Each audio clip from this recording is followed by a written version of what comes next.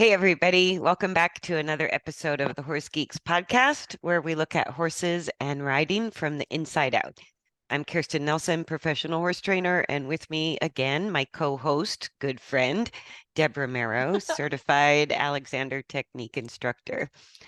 And just like right up front, before I even cover the topic, I'm having storms at my farm. And so if the recording is a tiny bit glitchy, that's why we're going to try to make it through this. And if it's posted, then we made it through it. If not, we're going to have to reschedule. We survived. We survived. So speaking of working like from the inside out, today's topic is about instability. And instability is stability and instability are not something that's even really part of the discussion with horses and riders, other than heels down, stay still, keep your hands still. Oh, and I think you froze. I'm not sure if my voice is recording or not, but this is what's been happening, you guys. So I'll see if Deb comes back online, and I will just kind of meander through what I mean by instability. So instability is the biggest reason that horses become defensive. Yeah, Deb, are you coming back? Okay. So instability just means the coordination of the body. Are you back? I'm back. Okay. All right. I kind of kept talking. I think I'm recording. Looks like And so. I'm sure we'll get comments on this podcast if it didn't What are the record. stars doing today? All right, so let's just start over because you're having storms at your place. I'm having Yeah, we storms at are. my place. So the topic is instability. And I guess we even have to kind of start with what that means. Like, Hmm. I think in horses, I always call it, it feels like the horse has 8 legs or crazy legs That's a or good out one. of control. All of those are ways to describe instability in the horse's body. Right. And we try to stabilize our body by gripping the reins, bracing in the stirrups, leaning against the deep seat.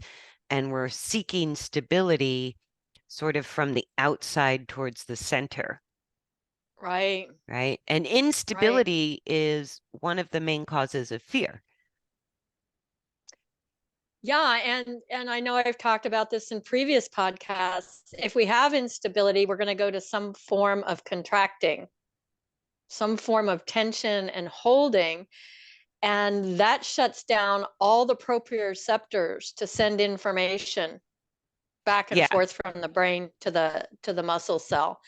So, once all of that happens, then of course the fear comes up. Some sort of emotional thing is going to come up, fear, anger, anxiety, something to because the central nervous system is saying, "Hey, there's a problem here." No, I think what you're describing is losing stability in the center of the body means the limbs or whatever, our crutch, our cane, our walker, our saddle, our reins, Right. something outside of ourselves has to help us stabilize. And so the body's meant to be stable down the midline for riders Right. and horses. So if the skull, spine, pelvis, and the core of either horse or rider is a little bit wiggly, a little bit loose, then you can't relax your arms and legs. You can't get a healthy range of motion through the horse's legs. You can't get a beautiful head and neck set because our limbs and whatever external support we have are doing the job of stabilizing the body because the center is unstable. Right. And it goes back to the podcast we did on tensegrity. If we've got something that's not being used efficiently in one area, it affects the whole system. Right. Because in order to just not fall over, which I would say is the minimal skill Right. of balance, right? We always are sort of having to blend the two forces of stability with mobility. Right. So when we have excessive mobility in the center, we're going to use what should be the mobile parts of the body for stability. And Yes. so to me, instability in the individual, the problem is in the midline, not in the limbs. So I just, yeah, the that skull, makes so much spine, and sense. yeah, the skull, spine, and pelvis is sort of designed to be the most stable part of the individual. That's why we call it the axis or the axial part of the skeleton. And if we're too loosey-goosey through our spine, our head, even our seat, then we have to brace with our legs and arms. We have to Right. depend on the saddle and stirrups for stability because we're too unstable overall. No matter how much we try to tighten our arms and legs, we're still going to look unstable and feel Right. unstable. Right. And the central nervous system is going to send those warnings. Right, which makes us feel insecure as riders. We have a higher, Right. we're quicker Or, to feel afraid. yeah, like the example I always use is somebody that's with a walker. I mean, everybody's has that visual of you can kind of see because of the lack of stability, you can see the fear on their face. Yeah. Yeah, the fear of falling and yeah. Yeah. And so for horses, when we talk about an unstable horse, what I mean by that is the alignment of the skull, that great big gigantic long spine, and the pelvis, which is the, top part of the hindquarters. If there's not skeletal stability there, then the whole body feels less safe. And just like us, the horse's head and neck is interesting that in that for horses, it is part of the axial skeleton, like it is for our big head and short neck, but it's also an appendage. Horses use their head Mhm. and neck as a way to stabilize their torso, just like the same way we would sort of like use our arms. If our torso gets a little unstable, we can sort of put our arms out side to side and adjust our arm use Right. until our torso is stable again. So, like walking on a balance beam with the arms out Right. or a tightrope. And, or we can lean on a walker, like you said, Right. Or a cane or crutches. or whatever. Yeah. Yeah.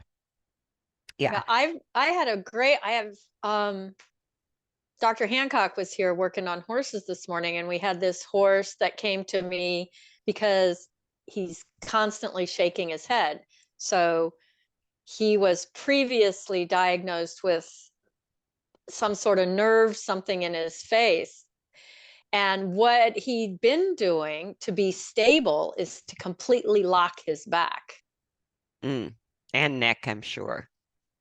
and neck. And so the head tossing would come in. So what we found today was we couldn't even get through to his rib cage and spine last time, but this time we found the exact spot that's causing the head shaking by all those layers letting go. We finally found the cause, which is on the right side, right where the stirrup attaches to the saddle. So Interesting. it was so fascinating because I think we always look at the limbs, but that's not maybe not be what we need to be looking at for stability. No, stability to me is either through the midline or it's not. And Ah, so when I sit on a horse and they feel wobbly or wiggly under the saddle, that axial skeleton of the skull, spine, and pelvis, if that's unstable, there's no way you can overcome the excessive muscular contractions and mm-hmm. soreness and the body work required when that is the coordination of movement. So Yeah, that instability through the midline is going to restrict mobility through the limbs, and it's going right. to restrict it's going to cause excessive muscle contraction because the body's seeking stability somewhere. And that's why the horses get mouthy or play with the tongue or shake their head or, kind of fling their head and neck up Mhm. and down a lot, is that muscle soreness.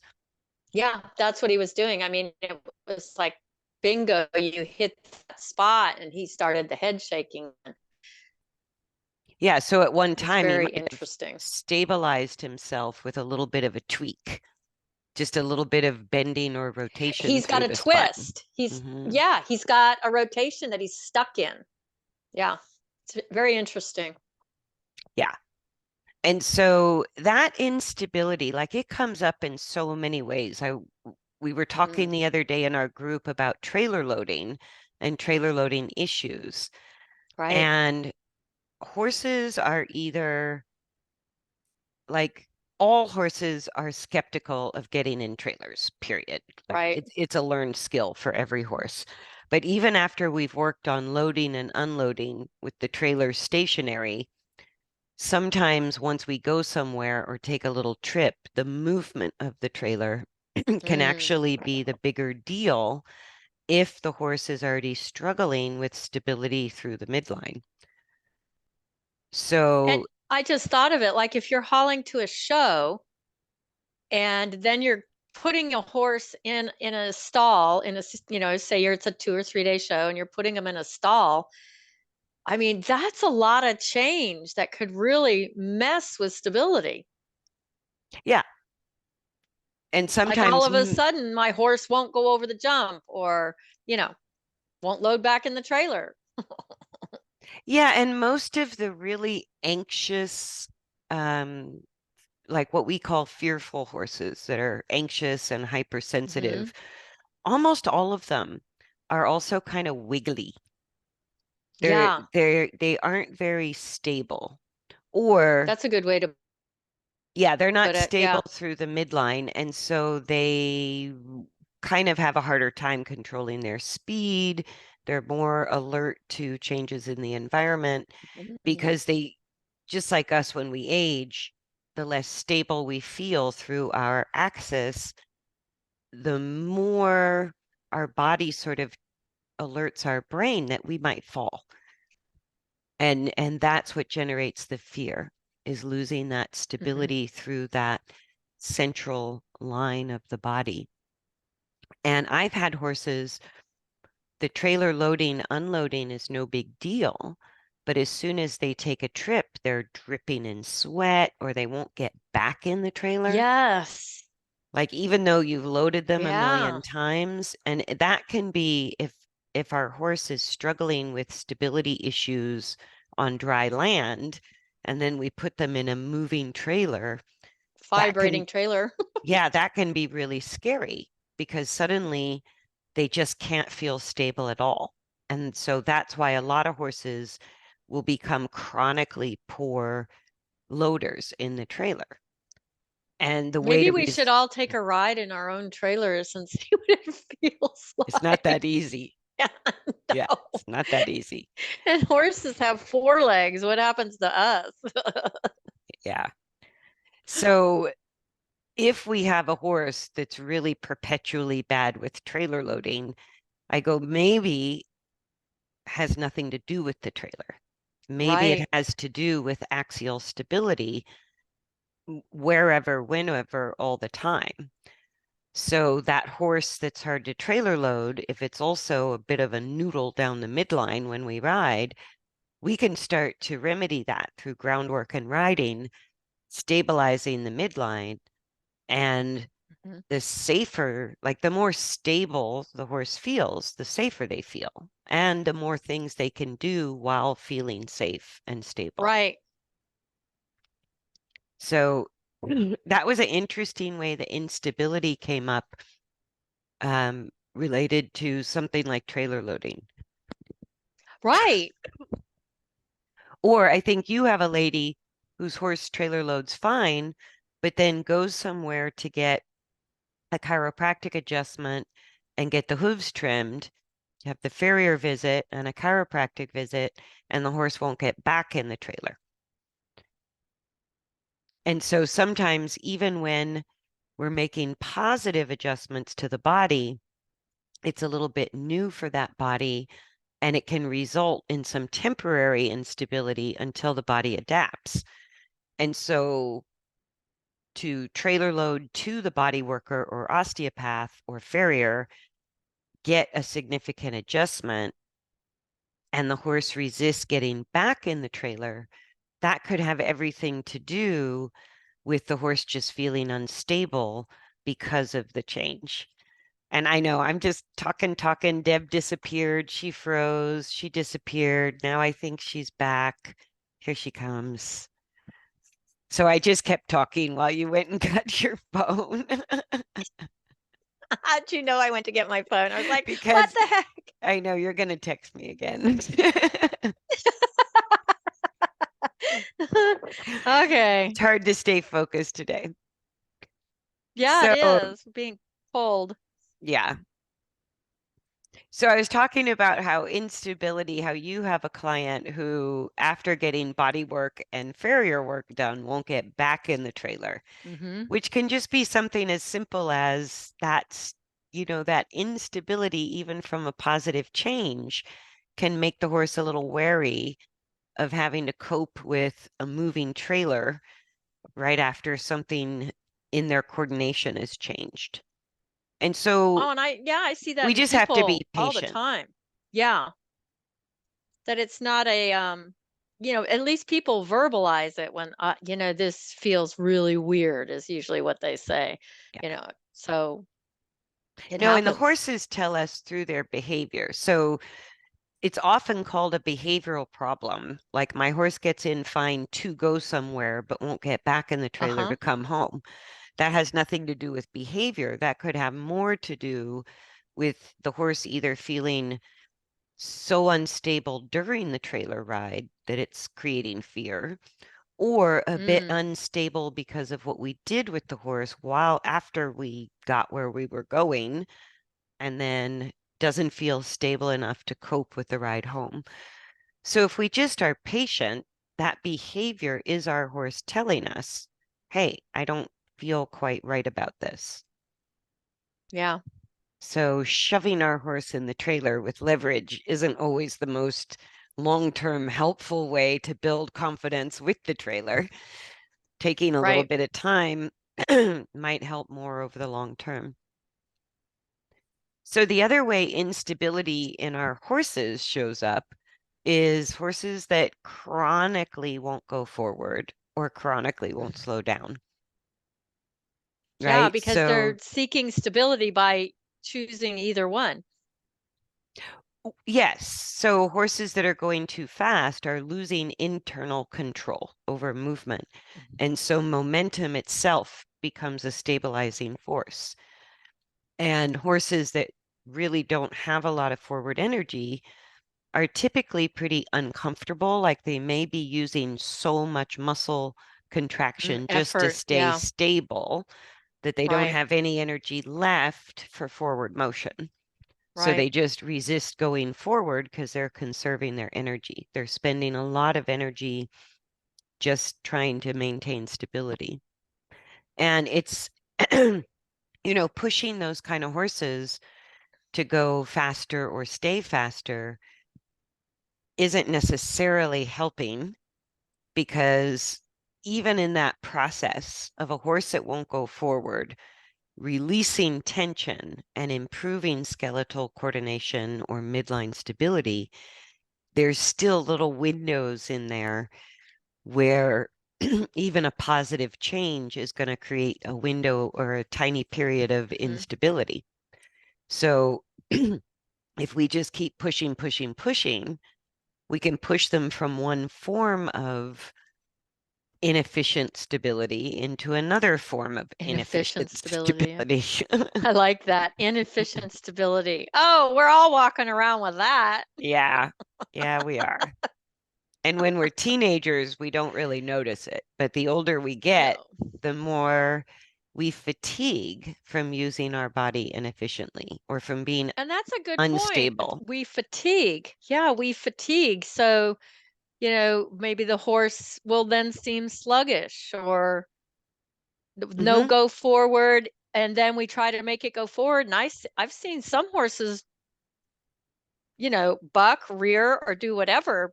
That's like their pushback. Like, I can't do it. Right. Right. So they get stuck and that energy kind of goes up because the Up. brain, the Hmm. brain is saying, I can't do this. I can't do this in a way Yeah. that makes me feel safe and secure. Right. And so that's where a lot of defensive behavior comes from. And the quicker we are to label it as disobedient or bad personality traits, we never repair it. We have to cope with it for the horse's entire lifetime. It's the Band-Aid theory. Yeah. Hmm. Or Yeah. more leverage, bigger bits, because the same Hmm. problem, like when horses lose stability, I always explain it like if you watch little kids run down a hill and old people go down a hill, little kids will go Thanks. really, really fast, right? And they'll kind of use momentum, but they're Right. precariously stable, right? So the faster they Hmm. go, the more they stay upright, but it's all just sort of ready to fail at any moment or any And misstep and go tumbling. But that's how momentum can be used as a stabilizing force. So, like a lot of race horses, jump horses, barrel horses, horses where we want speed, if they're unstable through their midline, they become too fast, almost unstoppable, and can't slow down because Mm, they're using that momentum as how they're feeling in order to feel stable. So they can't right. slow down. And and the other version is like adults or old people coming to the same hill that the kid just ran down really fast. We sort of lean back and resist going forward, Brace. We brace. brace and tighten Put and on sort the of brakes. carefully put one foot in front of the other. And if we were a horse, we would be told we're lazy and stubborn, Yep. What's the right? matter with you? Why won't you go forward? But it's that sort of instability through our central axis. Yeah. We don't trust where our feet are. We don't know if we can navigate the hill. We don't feel stable skeletally, so we have to tighten our muscles, which again takes a lot of energy and takes Hmm. away our sort of ability to have enough energy left for forward. Right. Just zaps us. It's exhausting. Yeah. And while we're busy sort of contorting horses into frames and trying to get the right look, I go, we're not often aware if the horse is Ah, improving stability or losing stability. And that's a good point. yeah, because we feel it when we ride, like whether we're in a cart driving or we're in a saddle, an unstable horse means it's hard to ride.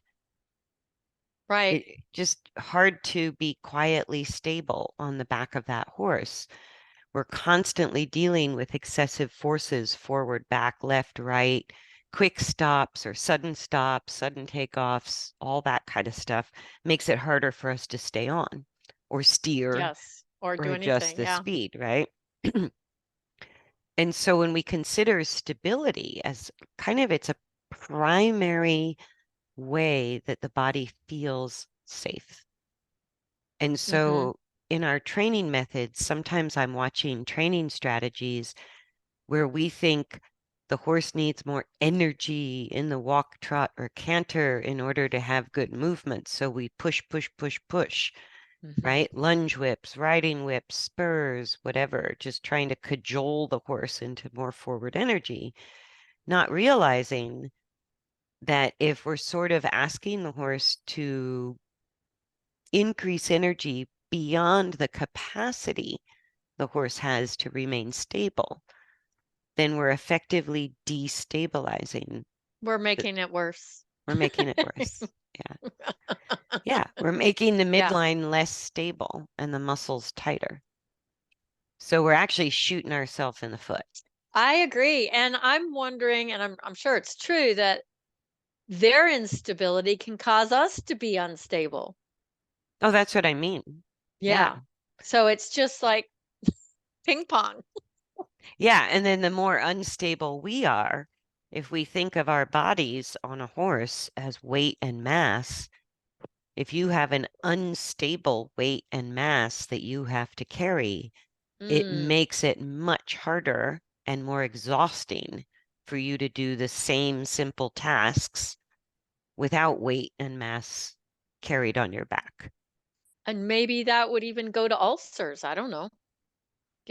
Some horses internalize all this stuff. I think it's part of a myriad of health issues. Yeah. Oh, that's a good way to put it. Yeah. Yeah, I wouldn't just say ulcers because that's just one way that stress can manifest in the body. Right. But what I'm saying is instability through the midline of the body is the cause of stress, is Good the point. It cause of there fear. go hand in hand. Yeah. Yeah. And so whether it manifests as ulcers or digestive issues or restricted mobility, I mean, it can manifest in a Or lot of behavioral. ways, Yeah. even behavioral. Yeah. Yeah. No, and anymore, the first thing I look at with any horse that comes to me with a quote unquote behavioral issue, I go, okay, first we just have to figure out what we can do to help the nervous system calm down. So let's make the Mhm. work simpler and easier, right? Even taking some horses all the way down to the skill of halt, because I know you're going to be feeling more stable at halt than you are in motion, Right. right? Let's take it right down to the skill of halt until the nervous system starts to just relax and reduce the stress that way. But if I don't also address the stability during motion of the primary axial skeleton, then the training doesn't stick. I True. can get a horse to do a lot of things, but if I'm destabilizing that midline of the body in the process or destabilizing the core of the individual, it's going to make everything harder and I'm going to get more Mhm. resistance to training. Yeah. So those are like the first two things I look at with any behavioral problem is I go, how jacked up into fight or flight is this horse? Do we need to just allow some time for that to come down a little bit towards calmness? Mhm. Or are they sort of reasonable enough that we need to take a look at how they're using the midline? Is Right. it, is it bending side to side like a wiggly noodle? Or like you were describing, is the whole barrel sort of twisted to one side or the Right. other, right? And sometimes we stabilize through a twist, but that's also not very comfortable, not very efficient. Yeah. So This horse is very uncomfortable when we found the spot. It was like, oh yeah, there's the trigger. yeah, and he was sort of trying to either give himself comfort or trying to make a change or trying to give himself some muscle relief by constantly tossing the head. Yeah. Like the horses don't do that for no reason, Right. right? Or I was working with a client, I found out later her horse was also a cribber. And when horses crib or suck wind, they're also excessively tightening, Up the unbelievably neck. Mhm. tightening not only the neck, but all the way through the back in down to the Mhm. sacrum in the pelvis.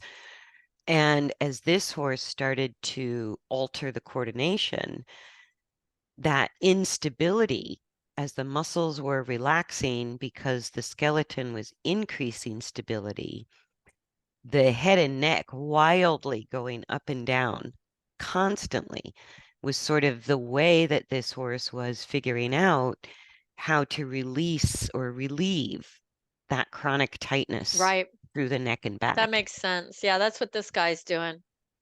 Yeah, and you could look at it and I go, okay, let's for sure rule out a dental issue, a Right. sinus infection, uveitis, something going on in the head and neck.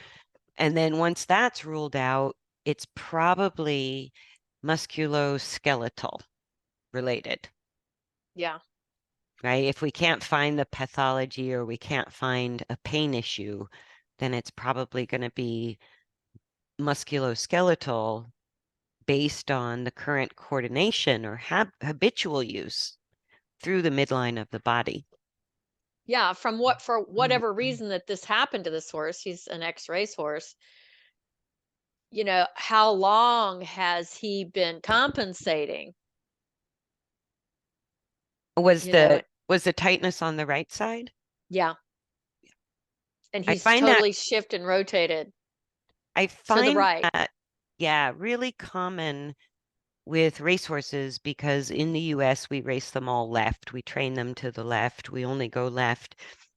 And at a certain point, the body weight and even the mass of the body starts tilting so far Mhm. left that they do something on their right side as a Yeah. stabilizing That's force what he's done. so Yeah. that they don't fall over.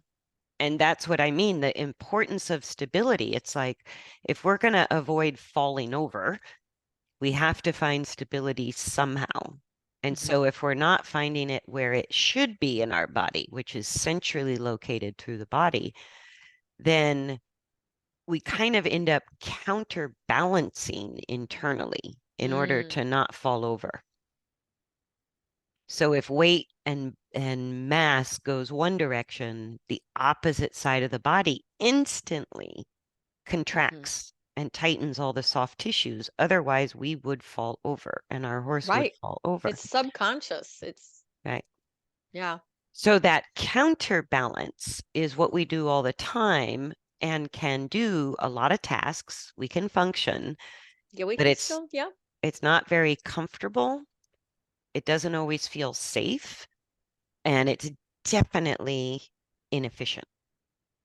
Yeah. And So over time, it can some, create wear and tear that's going to lead to yeah, different you lameness can get issues or bony health, changes or ligament. Yeah, or health exactly. issues, like you said, from Yeah. stress. Yeah, and it's such a fundamental part of how bodies need to feel when they move, whether it's a Right. rider or a horse or just us walking around. If we don't feel stable in what we're doing, it causes fear and stress. It Yeah. causes, It's a red flashing light in the body, that's for sure. yeah. And if we override it, because we Mhm. can with our complex human brains and belief Mhm. systems, we suffer for it later with joint wear and tear, ligament and tendon issues, and ill health in our bodies. And it doesn't Right. usually, some small repetitive habit that we've lived with forever, we don't really realize until we Mhm. get older. And the Till we've older, been doing it longer. yeah, yeah. No, and the And older, then we want it fixed. yeah, go in and give me a new shoulder or a new Yeah, knee or please. a new Just hip, right? So I can function again. But we're still, if the habit's in the nervous system, we're just creating the same repetitive wear and tear, even if we get new body parts. and what always amazes me is when we do think it's that one thing outside of the spine, we get it fixed, but then that we put so much attention on correcting that part, we forget about the rest of the body. And never look to the center of the body. We're looking Right. at To the say, where did that appendage. come from? Right. Yeah. And the pain issues are always the result of either, how do I say this? A lack of stability or excessive restriction, Yeah. right? So it's like if the body lacks stability where it should have it, then you're going to have to restrict mobility somewhere else in order. I think I might have lost you again. Say, you know, it's Say it again. You went in and out. it's like the 10 I know what you're about to say, so I'll fill in the blank for a minute until you're back online with us. It's that tensegrity system that we talked about. Absolutely. So as soon as we're unstable through our midline or our center, our whole body adapts around that. Even if it's at the expense of correct function, we can function inefficiently and constantly use parts of the body that were not meant to be used that way, but kind of gets the job done and it gets the task accomplished. Okay, now you're back. Okay. I just am going to keep on talking because Just keep talking. I think it's recording on my end of it when you disappear. I know I Okay. disappear to you, but I'm hoping this whole thing is still recording when you disappear. So We'll have to listen I to it, just won't keep we? talking. I know. And in case you guys can't tell, none of these podcasts are scripted. None of or edited. They are not scripted or Or edited. edited. Yeah, Exactly. we're lucky to just get them done So and cool. uploaded. So Yep. anything you want to add about stability when it comes to people? Because I'm sure people's behavior is altered by whether or not they feel internally stable doing what they're doing. But it's not, again, because it's so fundamental to how we function, we forget. It's a Yeah, what huge part always, of how we function. yeah, and what always amazes me is when I give a body the information about where the stress is, or you could choose this, there you can just see it in their face like, well, that doesn't make any sense. The body kind of almost rejects the information. Yes, So because it takes a while. it takes a minute. Like if we think of coordination as a habit stored in the nervous system, Mhm. any changes to those habits are going to really disrupt the sort of Yeah. function of the nervous system. It's going to be disorienting to us and our horse, and we're going to have unique and very odd Mhm. reactions. Yeah, Yeah. exactly. So it's, just to be, I think what's important is to be open and allow the expression of the instability or the change, because I'm sure horses express, Oh, well, yeah. I know they do, any type of change, so that, Well, like you even, said, good changes can even cause, I've seen people, it'll bring something up. It might bring up a past memory, it might bring up fear, anger. All those things can come up when we make changes, especially when it's hitting the central nervous system. yeah. And even something that we're all aiming for with our horses, like lifting the back and engaging the hindquarters. Mm-hmm. Internally, we're messing with the axis of the body. And Mm-hmm. even if we're increasing spinal flexion upward, lifting the back in minimal degrees, every degree of change through the flexion of the spine is going to Mm-hmm. affect the entire body.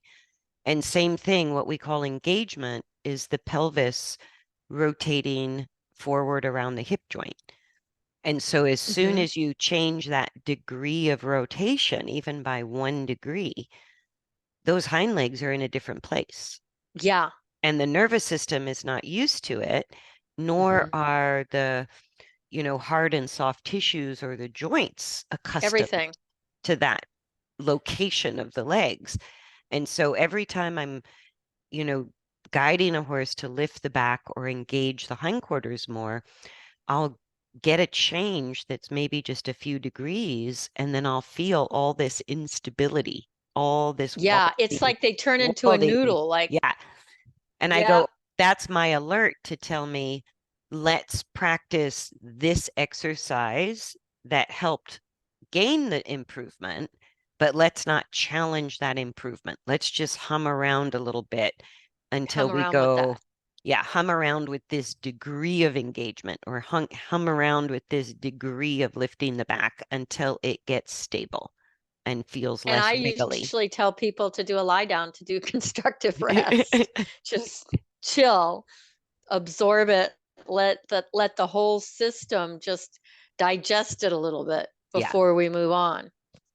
Yeah, Yeah. and that is the packets of information traveling through our nervous system are called central pattern generators, right? And when you start changing coordination or degrees that joints are moving, it's going to disrupt those central pattern generators. And so Right. sometimes we reject it outright. We go, this is Yeah. wrong. This feels weird. This is bad. And so do our horses. Or we just get a little unstable and unsure. And we go, something about it is better, but I don't really feel stable here. I need a minute. I need to And just I hear practice that all the this. time from people. It feels better, but I don't know what it is. That kind of Mhm. thing. Yeah. Yeah. Interesting.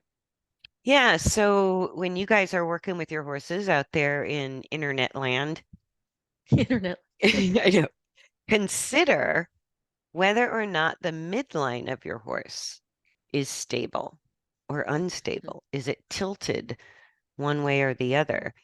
Is it noodly? Is it like so? I Or it don't know. could be rigid, I was trying to say rigid, but a stable but midline is really what we're after. I don't know that the muscles could be rigid, but rigid muscles Mhm. make the horse feel stable until the muscles relax. And Yeah. then And then you it's all over the. feel you Mhm. because the muscles tighten and horses get crooked as a way to stabilize the body because the spine is not stable. Right. When the It's, midline of the horse is actually stable, it yeah. feels like a broomstick straight line of force through the midline, but the muscles aren't tight. The movement is free.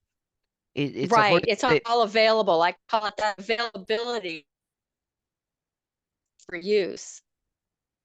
yeah. So I Yeah. go, the spine itself is never really geometrically straight. That's not how spines are designed. But Right. when we have the correct use and stability through the use of the spine, it does actually generate a freaking broomstick straight line of Mhm. force through the middle of the horse. And that Right. kind of stability is what the body seeks. That's the way it was designed to work for us as well as Right. for our horses. We're just vertical and our horses are horizontal. That's the only difference. But Right. that axis being stable or unstable is really a primary part of the overall coordination. How the entire body is used is going to organize Mhm. around that one way or the other.